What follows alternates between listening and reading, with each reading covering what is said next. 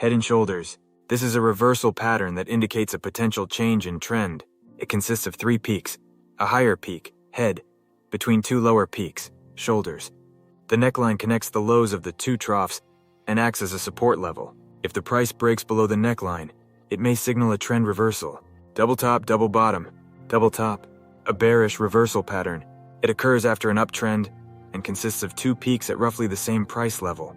The price typically breaks below the trough between the 2 peaks, indicating a potential trend reversal. Double bottom. A bullish reversal pattern. It occurs after a downtrend and consists of 2 troughs at roughly the same price level. The price typically breaks above the peak between the 2 troughs, signaling a potential trend reversal. Flags and pennants. Bullish flag. A continuation pattern that occurs after a strong upward price movement. It resembles a rectangular flag and is usually tilted against the prevailing trend. The breakout from the flag pattern is typically in the direction of the previous trend.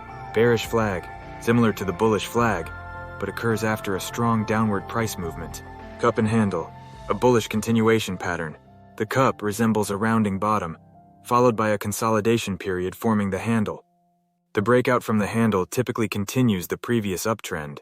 Ascending descending triangles, ascending triangle, a bullish continuation pattern. It consists of a horizontal resistance line and an ascending support line. The breakout is typically in the direction of the previous trend. Descending triangle, a bearish continuation pattern. It consists of a horizontal support line and a descending resistance line. The breakout is typically in the direction of the previous downtrend. These patterns can provide insights into potential price movements.